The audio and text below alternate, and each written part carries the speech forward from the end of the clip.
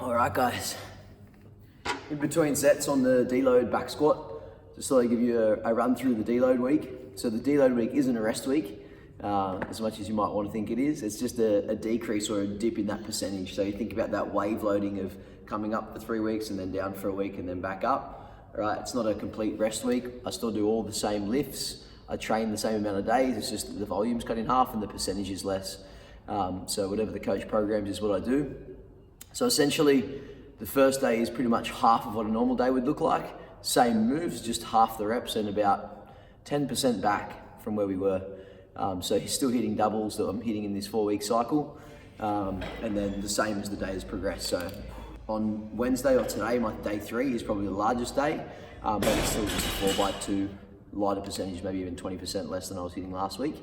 So yeah, deload week, I focus on, for me personally, I focus on speed, because I get a bit slow as the heavier lifts come through, probably overthink a little, and I focus on my weakest movements, so my clean, my jerk, and my catch and the snatch position. So those are the 3 things I focus on.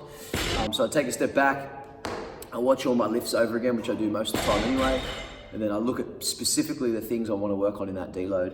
So with the heavier lifts during the week, of course you're always trying to, during the cycle, you're always trying to hit those quality movements, but when you deload, you get a chance to really focus and hone in on those things that you suck at, and revise, have a look at. So yeah, really worked today on the power snatch and the power clean jerk, the jerk and the extension of the snatch for today, and then the cues that my coach has been running me through, which I'm not telling you, but we've been working through those together. So just really trying to drill them in my head. So every time I step in towards the bar, that's in there, and it's a lot easier to do when the weight is dropped down a fair bit. But it's not a rest week if you think it's a rest week. I will take an extra couple of days before I start the fresh cycle instead of just going straight in. But yeah, low percentage, high volume.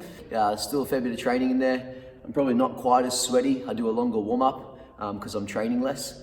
So probably about an hour warm up this morning, and then yeah, just grinding through. Deload.